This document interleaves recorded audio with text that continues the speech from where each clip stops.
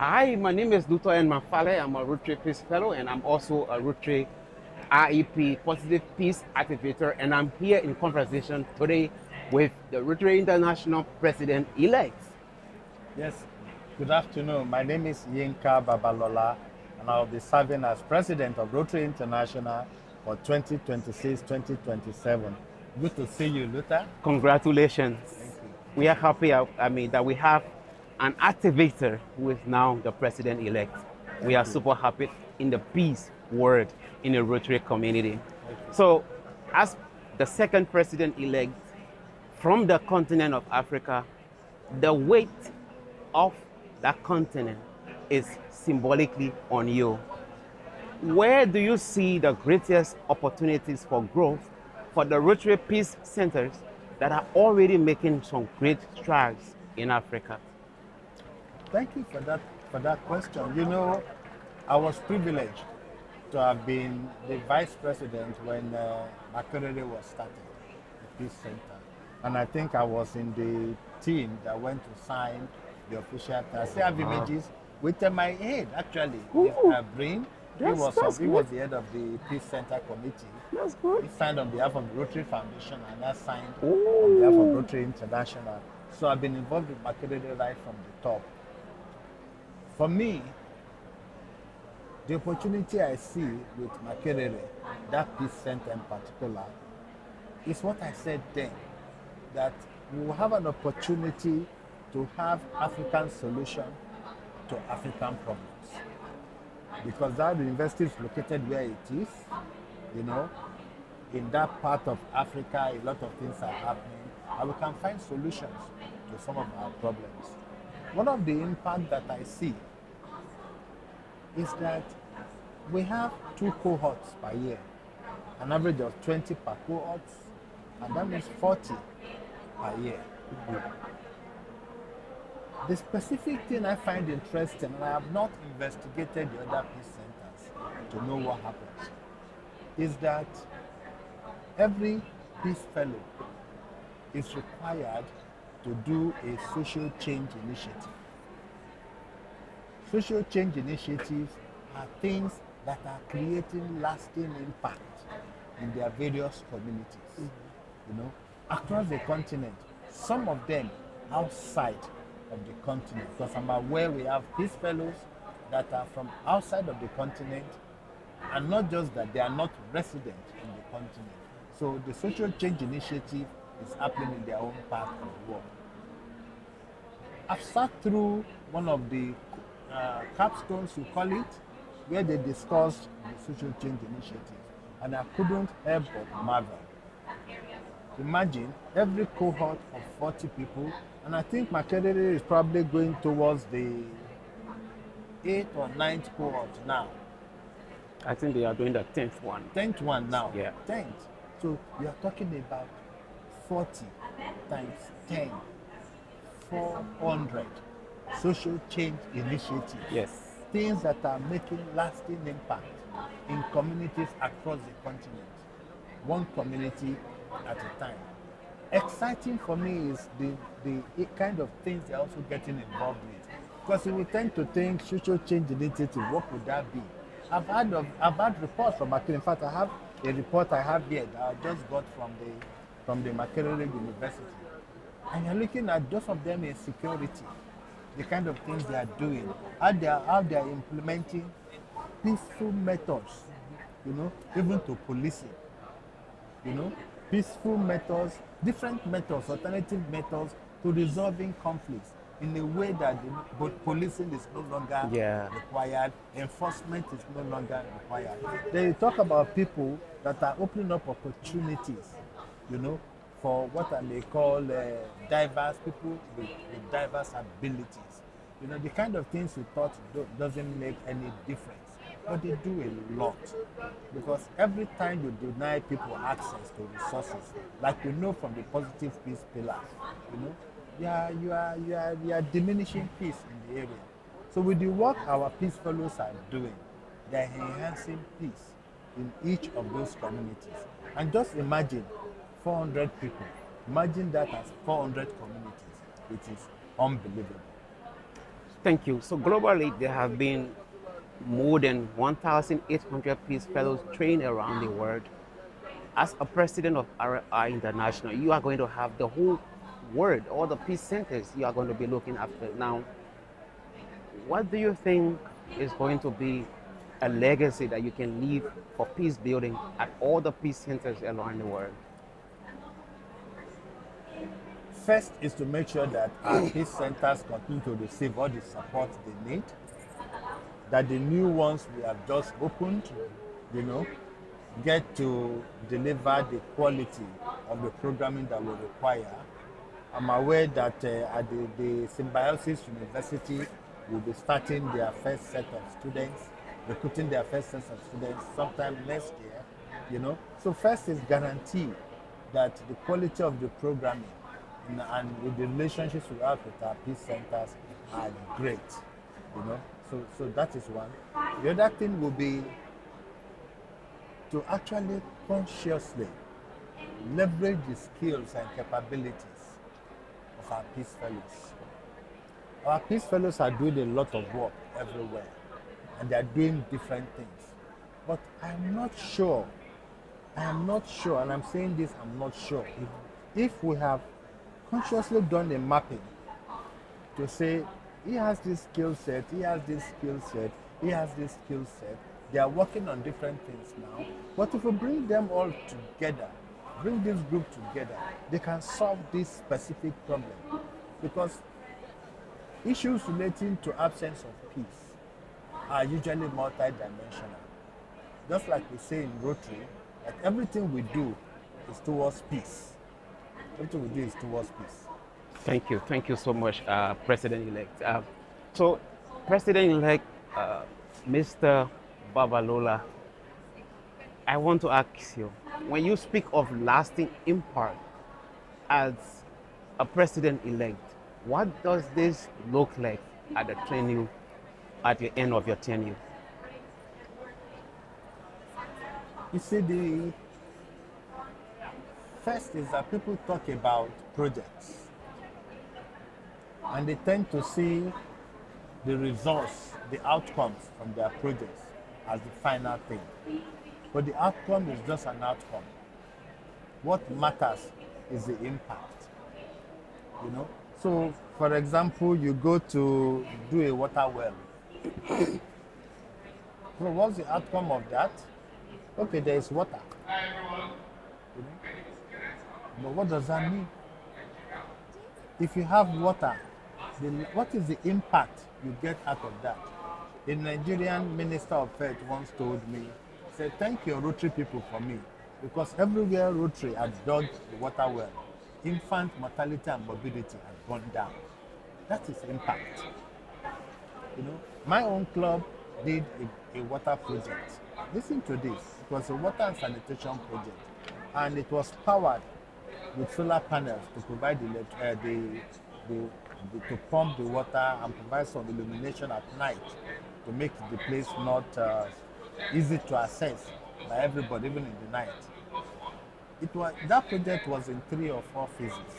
We finished phase 1. When we went to phase 2, the community told us that since we did the project, the quality, the grades in schools in the final exams had gone up. So the first thing that comes to your mind is, what's the link between the toilet and grades going up? There is a link. You see, the building of the toilet itself is an outcome. The impact could be multidimensional. In the case of that particular village, they told us that because those solar lamps panels were there, children go there at night to study. It happened to be the only place in the village where you had electricity. Okay. You know? So that's an impact. So creating lasting impact for me, I'm telling Rotarians, when you are conceptualizing projects, don't just think of the outcome.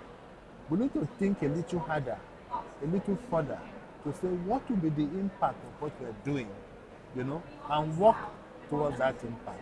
Usually it's just a little more you need to do to get the lasting impact you're talking about. Let's take a case of the polio eradication that we're doing now. I mean, the cases have been going down and going down and going down. You know, this year I think we've recorded how many cases? 16 or so. You know, this time, whereas previous years about 65. So we're getting close to zero. Imagine by the end of my tenure, you know, we get to zero. The outcome is no more polio cases. So you see, the impact is that every child will walk, every child will play, every child can live to their full potential. That is lasting impact. And let's take it from the peace point of view. Yes. You know, if every of our social change initiatives, you know, are implemented with the lasting impact in mind, so those initiatives are initiatives from the name, from the way it is titled, but that our peace fellows are not looking at it just from an outcome. And the result, we've done this, because impact tends to be longer term. So we are conscious and say, what is the impact, you know, and that we want to even measure it, that we can say what it is. But let me say something many of our peace fellows or those who are watching may not have heard me say. I've said it everywhere. When we talk about impact a lot of times, we think of impact from the point of view of a project. We think of impact from the point of view of what we do for others. But what this organization do for us? Because if you look at our vision statement, Rotary's vision statement, it says together we see a world where people unite and take action to create lasting change. And change that to lasting impact if we want. Across the globe, like in our polio eradication, like in our peace programs, you know, in our communities, like in many of the things we do in the areas of focus, in the environmental sustainability that we do. And then it says in ourselves, because Rotary transforms us. Yeah, you are right about this. Rotary transforms us. But that is one part we don't talk a lot. Thank you so much. That is a lasting impact on us. Oh yes, thank you so much, Mr. President-elect. You want to also ask me a question? Oh yes. Yes. My question is, tell me, what is the social impact initiative we are working on? So as a peace fellow, social change initiative. yes. So as a peace fellow in Makerere, we were able to have a collaboration that I had with a peace fellow from Kenya, and I shot a short film on issues of structural violence, and she took that film to Kenya and used it to have peace dialogue in communities. So when people get to watch films, they are able to freely speak out because the film get to trigger inside of them things that they want to talk about, and when they get to express it, it is as if they are reacting only to the film. And so this, she was able to reach to so many communities in Kenya, and I did the same thing in Liberia. So this is one example I can give of how the Peace Fellowship, we are able to connect to each other and work across the group. So let me come back to you. In terms of partnership, how can Rotarians and Peace Fellows create a meaningful partnership going forward in order to build peace globally? Two things I see. The first thing is that our Peace Fellows should find a Rotary Club near them to join. Not many of our Peace Fellows are Rotarians. We want them back home. Come and become Rotarians. Join a Rotary Club near you so that you can make your influence and change from inside. Let me also tell you this. Many Rotary clubs are not too sure what it is they needed to do in the area of focus we call peace. They know what to do when it comes to water and sanitation. They know what to do in disease prevention and treatment. You know, the other areas of focus, even the newest one of environment, they have an idea of what to do. But when you say peace, they're not too sure. Even though we are telling them that if we look at the 8 pillars of positive peace, that anything they do in that area will contribute to peace, but they are not sure. So one way to do that is our peace fellows are trained. They know what to do. Let them connect with a Rotary Club near them. Don't wait to be invited. Walk into a Rotary Club near you. Introduce yourself. Offer a proposition, you know, to say these are the kind of things that you can do. Let our peace fellows also find an opportunity. Show up at places like our institutes. You know, put yourself together, take a booth. Come and show us, show the Rotary world that this investment Rotary has made in us. Come and see what we are doing with it. To encourage Rotarians to ask more questions and to offer you support. Because I understand that to implement some of the things you are doing, you may need some kind of support. Sometimes it may be a global grant that will help with it. But if you're outside, you can't do that, you know. But if the Rotarians don't know what you are doing, they cannot offer you a grant also.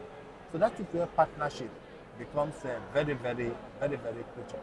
And that is why together, just like our vision statement says, we can together create lasting impact. Rotarians want to do something in that area of focus, but many of our clubs have no idea what exactly they should be doing. Yes, so I know we are gradually I headed was actually towards going time. to ask you a question. Yes. As we're going towards time.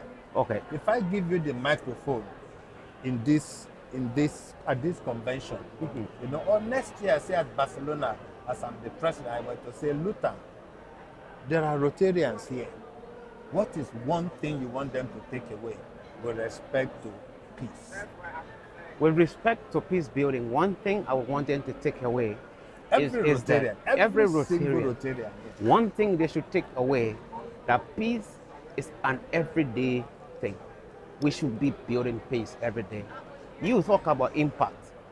One of the impact you wouldn't see all over the place is that all the peace fellows, the hundreds of them that have been given the peace fellowship, we have had this network, and what we are doing, peace is embedded in us. We can no longer be war leaders anywhere because we know that violence is not good. We wouldn't have been where we are without the peace fellowship like this.